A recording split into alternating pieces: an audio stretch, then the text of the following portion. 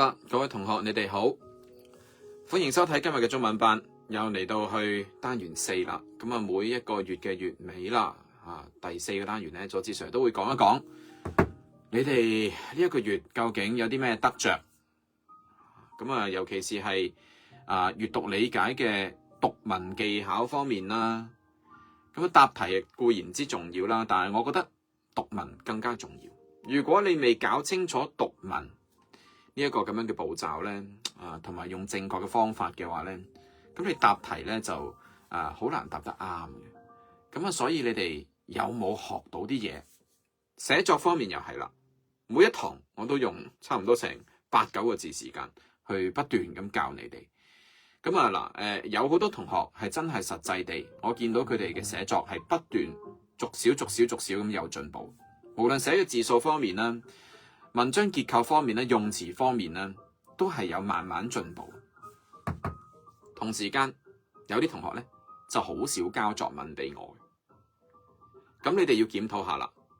你要記住一樣嘢，如果想我嘅班唔跟我方法去做，包括閱讀嘅時候冇跟我讀出聲啦，又或者咧冇跟我做筆記啦，寫作嘅時候冇按照住我教嘅要求嚟到去做，咁你哋上我呢個班又有啲咩意義呢？所以我係好講求一樣最基本嘅原則，就係上我嘅堂咧，請你哋跟我方法去做，唔跟我方法去做，你上我堂冇意思嘅。所以有啲同學學咗可能個零月啦，又唔跟我讀文章啦，又唔跟我做筆記啦，咁到考試測驗得出嚟嗰個分數個成績又不如理想嘅喎，咁我覺得好奇怪啦。既然你上得我堂，為什麼唔學我嘅方法呢？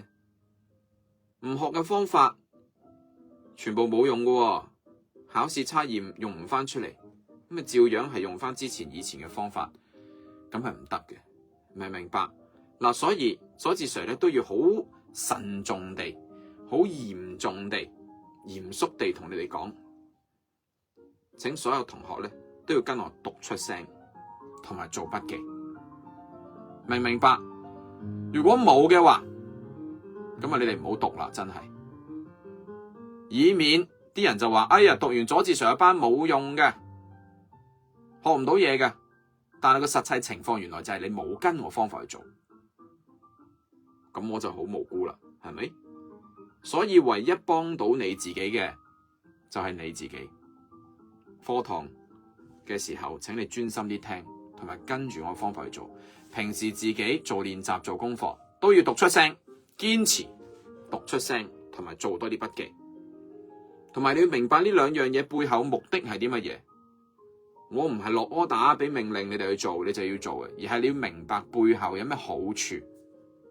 你覺得冇好處嘅，你有你嘅自由，你可以唔做。但係我一定話俾你聽，背後有啲咩好嘅目的，有啲咩好處。好啦，我哋睇下今次呢篇文章。好啦，月食係一個自然現象。我諗有啲同學喺自己嘅常識嘅課本裏邊咧都有學過，係嘛？咁有啲同學可能會話啦，阿 Sir， 我哋而家上中文堂喎，做咩講常識嘢嘅？咁我想問下，大家眼前見到嘅係唔係中文字？係啊，係中文字啊，係中文字就係中文嘅嘢啦。你又可能會有個疑問啦，咁唔通常識又係中文咩？數學都有中文字，又係中文啊？冇錯，我話俾你聽，常識裏邊嘅中文字都係中文嘅句子，都係中文嘅內容，你一樣都要理解佢噶。數學題裏邊出現咗啲中文嘅句子、中文嘅題目，你一樣咪又係要理解佢？處處都係閱讀理解嚟噶，分別就在於長篇嘅文章定係短篇嘅題目啫嘛。就算下邊呢啲問題啊，咁都係閱讀理解嚟噶。睇下你閱讀完啲題目理解咗啲乜嘢，睇下你答到啲乜嘢咯，就係咁簡單。所以處處是中文，處處是閱讀，每次閱讀你就一定要理解，就係咁簡單嘅一個道理。我就係幫你去處理呢啲文字嘅人，教你哋有啲咩啱嘅方法同埋點樣嘅心態。好啦，入正題啦。月食嗱，呢個字係食 ，OK， 蟲字邊。咁月食咁樣嘅題目係乜嘢題材啊？我正話都講過啦，同你哋嘅常識內容好似，而你哋常識嘅內容又係啲咩題材、咩類型嘅寫作嚟噶？你常識書都係有人作出嚟噶，雖然佢係根據真實嘅嘢，但係有人編、有人寫嘅，全部都係客觀嘅事實，所以呢啲咧係說明文。我哋寫埋題材呢兩個字，我曾經有講過噶啦，唔知你哋有冇聽？所有嘅常識書就係說明文，而你哋喺中文又或者將來你去到6年級啊、中學啊，我話俾你聽，最經常會接觸會寫都係說明文，而且係比較容易掌握嘅，得唔得？咁你寫呢個題材喺上面啦 ，OK？ 而家咧嗱，寫完啦，我哋就寫段號，快而準，嗱，一定要準確無誤啊吓！段號寫錯咧，你就答錯問題噶啦。咁呢度段落都算係幾分明嘅 ，OK？ 咁相信佢都係總分總嘅結構，1、2、3、4、4段。好啦，嗱，今日我哋就唔使限時限刻去讀文章，同上個禮拜唔同。上個禮拜我係教你哋點樣控制時間，今個禮拜我哋學下呢篇文章寫作方法、用詞手法、文章知識，明唔明白？學習下裏邊嘅文章，仲有啊，有啲字詞平時可能咧課本未見過、未學過嘅層，而家就趁機學咗佢啦。好啦，第一段嗱，務必一定要跟我讀出聲啊吓！全部同學都係必須一定要跟我讀出聲。好啦，第一段，你有看過月食嗎？古時，當人們看到月食時，由於沒有足夠的天文知識解釋這個現象，因而對此產生恐懼。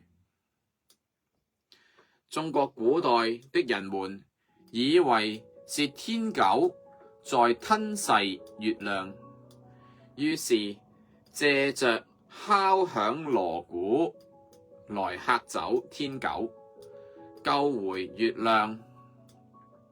西方的航海家哥倫布亦曾利用人們對月食的恐懼自救。冒號咯，他們的船隊跟位於牙買加的土著發生衝突，一行人斷糧斷水，情況危急。略懂天文的哥倫布知道當晚將有月食，就向土著大喊：再不拿食物來，就不給你們月光。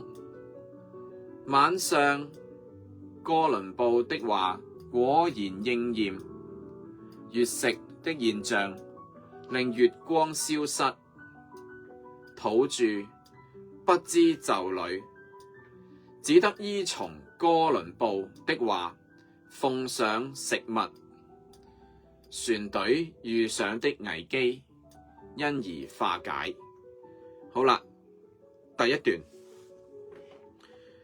嘅內容咧好長，講咗好多人對於呢一個月食有啲乜嘢嘅體會。好啦，嗱，大家有冇諗過，原來月食係有咁樣嘅情況出現嘅？呢一段咧就冇乜好深嘅詞語，我相信好多同學咧都知道咩意思噶啦。咁我又再講一講我做筆記嘅方法啦。大家要記住，我哋做筆記有兩個目的。第一，記住自己讀咗啲乜嘢，我好確定自己喺度讀過呢一樣嘢，間低佢就更加確定記住咗。第二，我哋一組組詞語咁樣間噶嘛，係嘛？你唔會間錯詞語噶，會唔會間咗於沒啊？唔會嘅，由於係一個詞語，沒有係一個詞語，所以一組組詞語咁樣間，就對於你嘅理解能力咧就大大提升。如果你已經學咗幾堂，到今堂你都唔跟我呢種方法嚟做筆記嘅話咧，咁我可以話俾你聽，你學嚟都冇用嘅，慳翻啲時間去玩好過啦，真係。要學就要跟足我方法，明唔明白？拜託啦你哋啦，真係為咗你哋自己好，拜託你哋跟足我方法，大聲讀出嚟，同埋跟足我嘅方法，你哋做筆記。到將來，就算你哋自己做練習、做功課，冇人話俾你聽邊啲詞語要間嘅，你都要靠自己去分析邊啲詞語我要記住，邊啲詞語我要理解，就係咁啦，明唔明白？好啦，咁啊第一段講咗咁耐係乜嘢結構啊？佐治 Sir 話俾你聽，首先由呢一度去到呢度咧，我哋做一個咁樣嘅記號啊吓，分隔開前同後，前面其實就係一個總述，一個開場白 ，OK。就係講我哋今次所談及嘅一個題目就係月食，所以我哋可以咧將佢寫成咧就係總述啦吓，開場白啦，寫開場白係啦，開場白就同一個人演講有關於月食嘅內容差唔多。呢一篇文咧，就算當成一個演講嘅稿啊，都得嘅。咁啊，到下面就係一般人對於月食嘅歷史上面啊嚇嘅一啲睇法，所以就係歷史啦。由中國呢度，無論中國又好，又或者西方，又或者牙買加都好啦嚇，咁啊都有啲咁嘅歷史故事係講月食嘅。好啦，咁而家咧，我哋就讀埋第二段。隨着科技進步，人類終於發現月食只是一個普通的天文現象，天九噬月的傳說亦不攻自破。月食之所以出現，是因為月球圍繞地球旋轉，並同時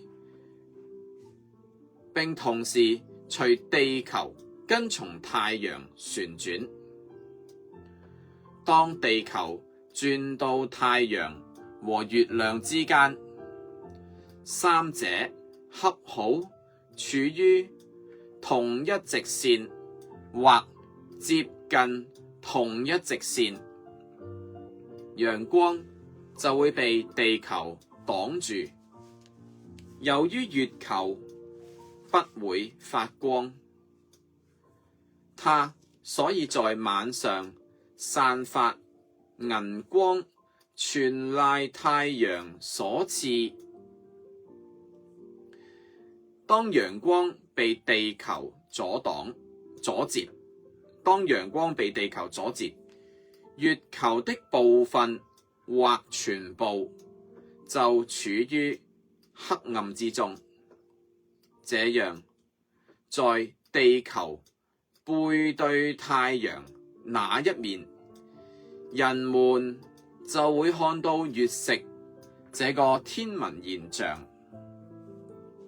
好啦，知唔知啊？變成文字就好似好複雜咁樣，但係如果變成圖畫咧，我諗大家喺常識書都曾經見過，或者喺某一啲嘅科學天文嘅書籍裏邊，甚至乎電視節目都有睇過。未睇過嘅話，而家好容易睇嘅啫，上 YouTube 就睇到噶啦。月食嘅原理，無論日食又好，月食又好，都會有好詳盡嘅介紹。問題就在於你識唔識得將佢變成文字寫出嚟。第二段有關於月食嘅原理，嗱，我哋寫兩個字落去咧，就係月食嘅原理啊。原理係啦，原理啊，有關於月食嘅原理咧，呢一段咧，我哋下一堂咧都要參考一下佢噶。不過就可能將地球啊、月球啊嗰啲位置改一改。因為下一堂咧，我哋係寫日食 ，OK？ 咁基本上傳說上面嘅日食同月食好相似，原理亦都係好相似，所以我哋一定要參考翻呢篇文章。好啦，咁有幾個詞語要講講嘅。首先，天九細月點解用引號括住佢啊？因為只係一個傳說嘅名。所以傳說嘅稱號，佢並非一個專名號，並非一個專有名詞，所以只能夠用引號括住佢啦。就好似一啲花名，或者美譽，又或者特別嘅稱呼等等。下一個要解釋嘅就係不攻自破，唔使進攻，佢就自己打破咗啦。呢度其實係講緊一個傳說，唔需要人哋去辯駁。就已經俾呢個科學解釋咗出嚟，就用不攻自破呢個詞語。咁大家要學呢個詞語非常非常之好嘅詞語嚟噶。仲有一句全賴乜乜所賜。嗱，呢一句咧，我希望可以喺你哋嘅文章裏邊見到，唔係淨係下一堂寫嘅日食，而係平時寫記敘文啊、描寫文啊、議論文啊都可以試下用。全賴乜乜所賜，或者全靠乜乜所賜。OK， 我有今時今日嘅地位啊，全靠我老師所賜，全靠我母親所賜，由佢提供俾我嘅機會，由佢提供俾我嘅成就。OK， 我哋就可以用呢一個咁樣嘅說法啦。好啦，咁啊嗱，至於其他詞語咧就唔算太深啦，我哋一齊讀第三段。好啦，第三段呢度。月食還可以分為月全食和月偏食。月全食是地球將太陽射向月亮的光完全遮擋所出現的天文現象。發生月全食時，人們很難從漆黑的夜空中發現月亮的身影。月偏食則是地球遮住了一部分太陽射向月球的光時所出現的天文現象。這時人們看到的就是一個半明半暗的月亮，跟日環食不同，月亮並不會出現月環食的現象，因為地球比月球大，故月亮中心被遮蓋，而四周發亮的光環現象是不可能出現的。好啦，咁呢度咧就分咗種類，月食嘅種類。OK， 所以咧就係種類咧，只有兩種嘅啫，就係月全食同埋月偏食。嗱，大家見到圖片係月全食定月偏食啊？梗係月偏食啦。係嘛？但係呢個月偏食咧就唔係幾準確嘅，因為如果月偏食嘅話咧，其實成個嘅月亮都會見到個形嘅，只不過有啲地方呢個位置就會比較暗啲，但係都會見到少少月亮嘅輪廓嘅。咁而且月偏食嘅時候咧，佢所維持嘅時間唔係好長嘅啫，比較短啲嘅。咁月全食咧，月全食我哋就會見到一個過程，就係有個黑色嘅影，慢慢由一邊遮擋晒成個月球，再喺另外嗰邊咧就開始出翻嚟少少，出翻嚟少少，又見到翻成個月光。咁時間咧都唔係好長嘅啫，明唔明白？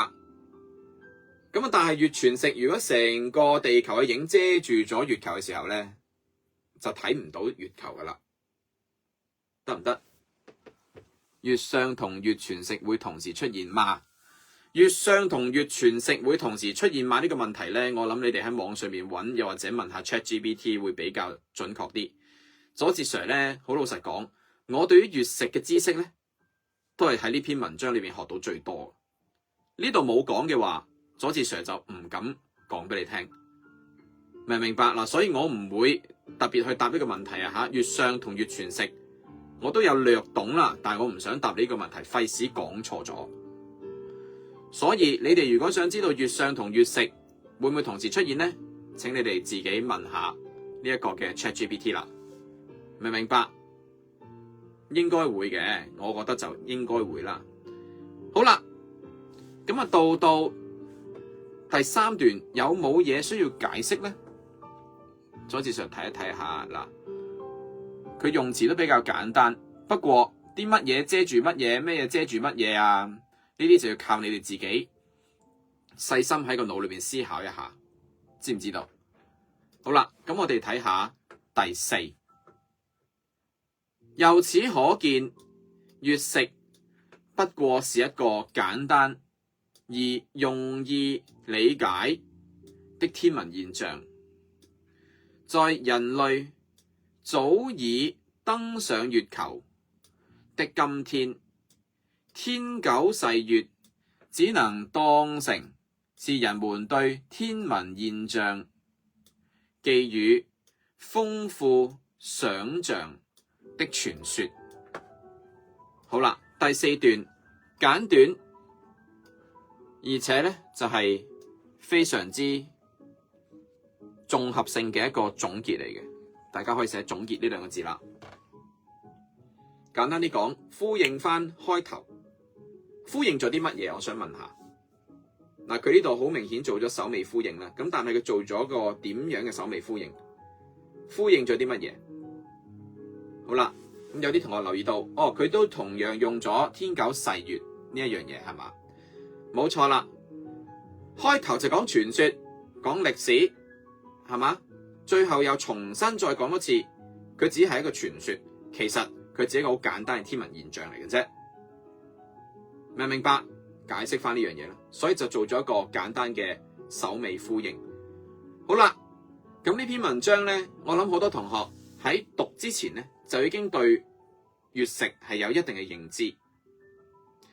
咁不過讀完之後，大家識唔識得用同樣嘅方法寫日食咧？嗱，你可能一聽到話，哇，咁我係咪真係要作咁長嘅文章啊？我唔係咁高要求，字數當然可以縮減啦。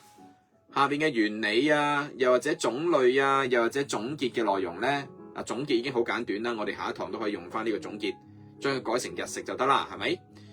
咁但係中間呢啲咁嘅內容咧，你哋可以縮減一下。咁下一堂我會再教大家點樣寫日食嘅文章嘅。當然我哋都要知道原理係點樣啦。好啦，兩樣嘢，第一，有冇跟我讀？我知道有部分同學係冇跟我讀嘅。當然啦，大部分人有讀啦。佐治 Sir 咧係知道，點解我會知道你有讀，又知道你冇讀咧？好簡單嘅原因，你哋家長會講翻俾我聽噶嘛。你唔信你問下佢啊。阿媽，佐治 Sir 話知道我冇讀文章，我點解嘅？咁你問下佢，佢就知噶啦。OK， 你就知點解噶啦。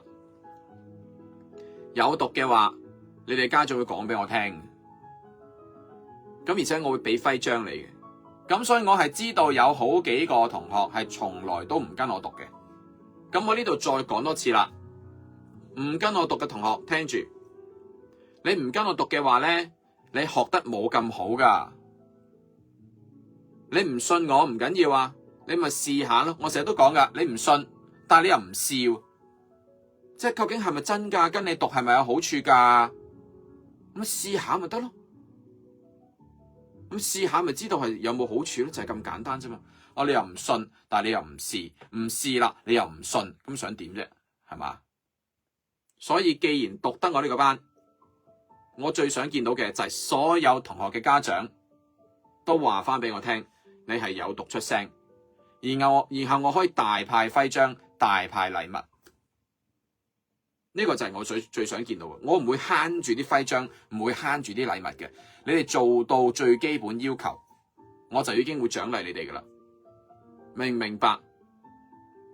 第二樣嘢，做筆記啦，唔該。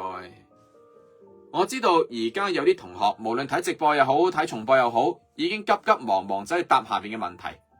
請你而家停手，我今堂唔使你答問題，你冇聽錯啊！我今堂唔使你答問題，所以你而家做下邊嘅內容係廢噶。點解咁樣啊？因為你要聽我講嘢先。我教你哋唔係淨係為咗做練習噶，而係你要將呢個閱讀嘅方法搞清搞楚先。無論讀出聲又好，做筆記又好，你都係為咗提升專注力，記住文章內容，同埋最重要嘅就係理解啊嘛。所以而家我問你幾個問題，你絕對答到我嘅，因為你剛才有跟我做筆記，因為你剛才有跟我讀文章。冇嘅話，你咪答唔到咯，就係咁簡單，係咪啊？嗱，所以你哋要有個咁嘅要求啊！每一次讀文章，你都要對自己有咁嘅要求。你要記住，你考咗幾次呈分試噶啦。如果你之前考咗幾次呈分試，你都覺得仲有進步空間，唔好話理唔理想先啦，而係仲有進步空間嘅話，你就更加做好佢。明唔明白？唔好理下邊啲題目，住聽咗我講先。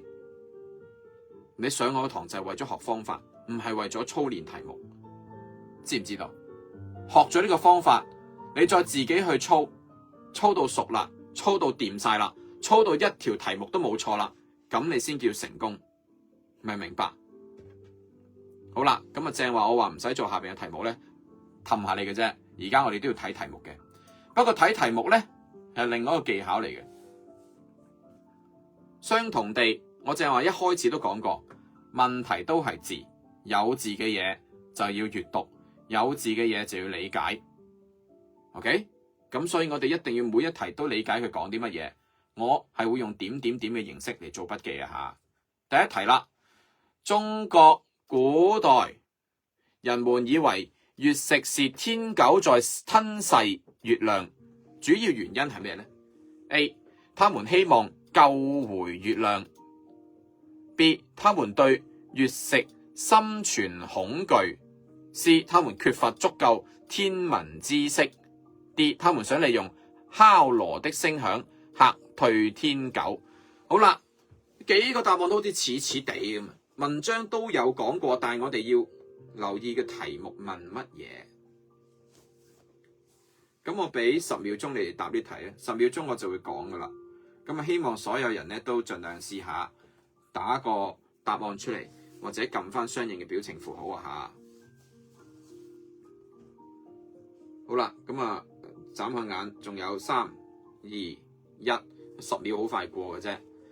答案冇錯啦，就係缺乏天文知識啊，明唔明啊？A、B、C、D 基本上喺文章裏邊都好似有出現過，但係人哋問乜嘢先？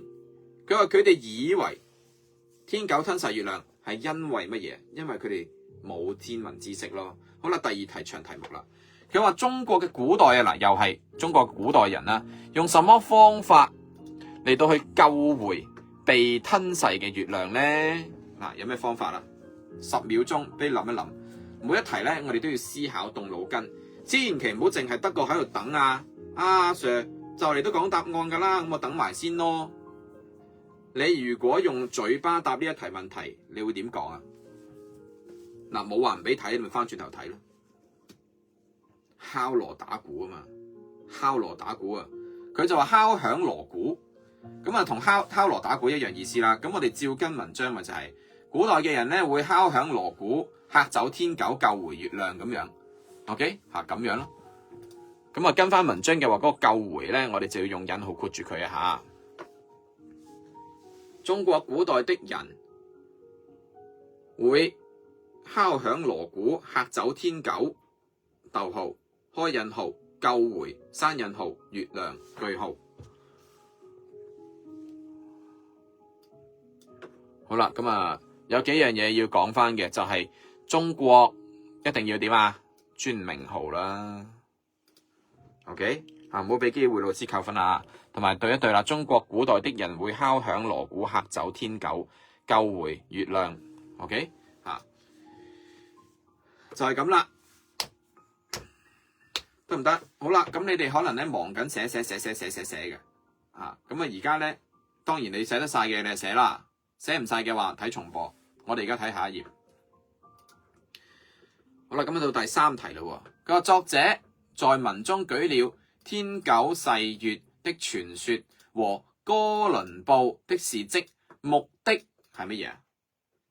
目的係咩啊？嚇，講以前啲人點咯。好啦，嚟啦，介紹月食嘅成因。佢話指出古時人們對月食嘅誤解，嗱呢個最接近係嘛？記述月食怎樣幫助哥倫布化解危機，係有講，但係中國天狗噬月咧，咁啊證明月食只是個普通嘅天文現象。好啦，嗱呢一題咧就係講緊，如果你答 C 咧係錯嘅，因為 C 只係啱咗一半，佢仲有天狗噬月咧，係嘛？嗱，所以咧答案就係 B for boy。無論天狗噬月又好，哥倫布牙買加人都好啦。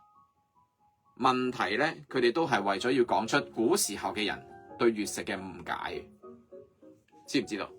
好啦，第四咁啊，文章嘅第二段內容主要是說明啲咩啊？咁呢個係講段意題，我哋唔好咁心急，翻轉頭睇咗下面嘅選項先。OK， 所有嘅選擇題咧，都係睇你對所有嘅文字有幾理解，同埋讀呢啲文字每一個選項用幾耐時間。基本上你理解晒裏邊嘅內容咧，又有做筆記，又理解文章嘅話咧，呢啲嘅好易答嘅啫。好啦 ，A 佢話月食發生的原因，B 就話發生嘅情況，C 就話可以分為月全食同埋月偏食，好明顯唔係啦，因為呢個係我記得係第三段噶嘛。咁啊，仲有啦，就話月食是百年難得一遇嘅天文現象，呢個錯咧？呢個一定錯啦，係咪？嗱，所以 C 同 D 一定錯，咁剩翻 A 同 B 啦。原因同埋情況邊一個啊？咦？我哋睇翻剛才第二段做嘅筆記係原理喎。好啦，咁但係佢又有講到情況喎，就係邊度遮住邊個，邊個遮住邊個。好啦，大家要留意情況同原因，究竟邊一個比較啱啲咧？佐治 Sir 話俾你聽係原因。OK， 點解？因為如果係講情況嘅話，可能就會以地球人，唔係地球人啦，而係地球上面嘅人望上天空見到天空情況嚟到敘述俾你聽。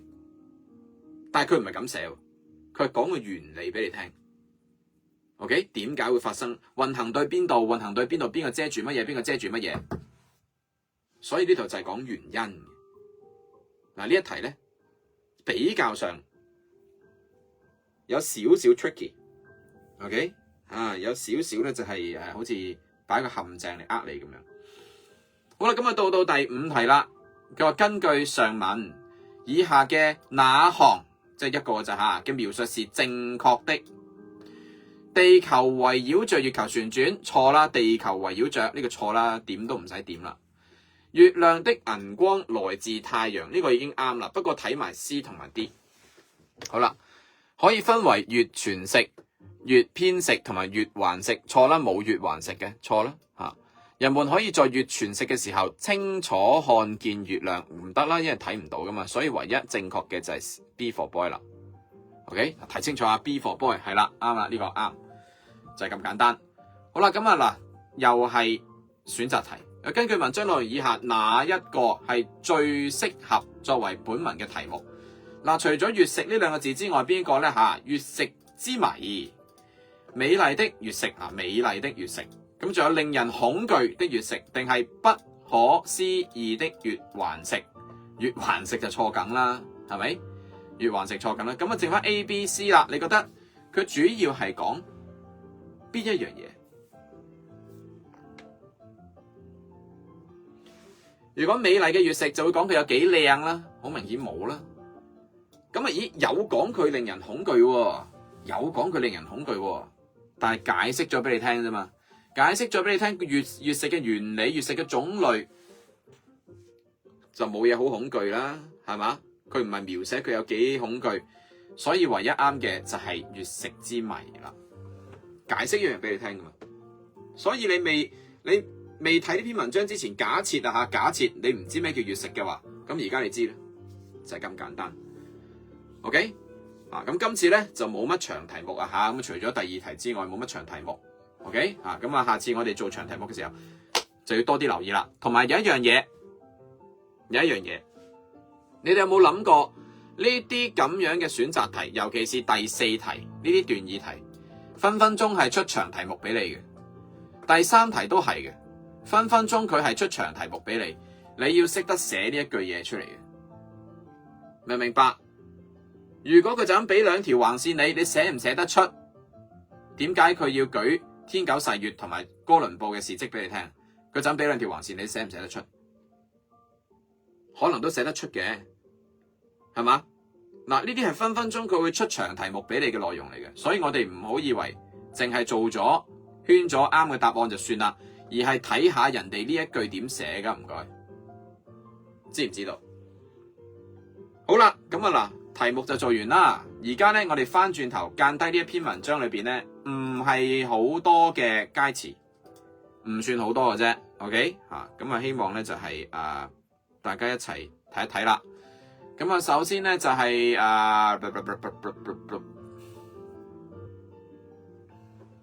危機因而化解。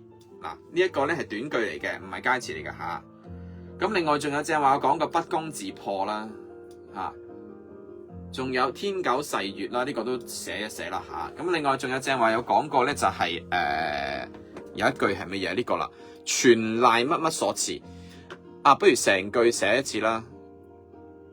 都係唔使啦，冇乜咁嘅必要嚇。全賴乜乜所賜，最主要係學呢一句。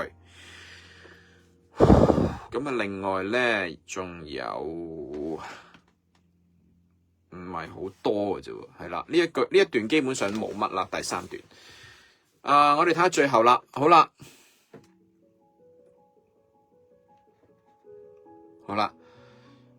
咁呢一句成句寫一寫咧，因為咧我哋下一堂可以直接用啊嘛。天九噬月只能當成是人們對天文現象寄予豐富想像的傳說。好啦，呢一句咧寫一寫喺佳句嗰度 ，OK 咁因為我哋下一堂咧都要寫類似嘅文章，所以呢一篇文章咁好嘅文筆咧，我哋就唔好浪費。有用嘅嘢就要將佢變成自己嘅文筆啦，得唔得 ？OK， 好啦，就係咁啦。咁所以呢幾個詞語仔同埋呢一句佳句仔，咁以及下邊所有嘅題目，咁當然一定要做啱晒筆記，亦都要跟我做足晒，得唔得？咁我要求唔係好高嘅啫，就係我做乜你做乜，然之後諗下自己做嘅時候點將呢方法用翻出嚟，得唔得？心態上面嘅我唔講噶啦，今堂點解啊？因為你哋已經係一個年青人嚟噶啦。知道自己應該做啲乜嘢，而唔係話隨心所欲，想做乜就做乜。你有責任做好中文方面，無論閱讀理解定係寫作，又或者課本裏邊嘅知識，你哋有責任做好佢。因為你哋今年係非常關鍵，我諗你自己知噶，所以心態上面嘅我唔再講噶啦。OK， 明唔明白？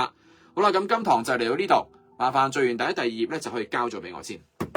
OK，希望你哋咧就係有所得着啦。下堂再見。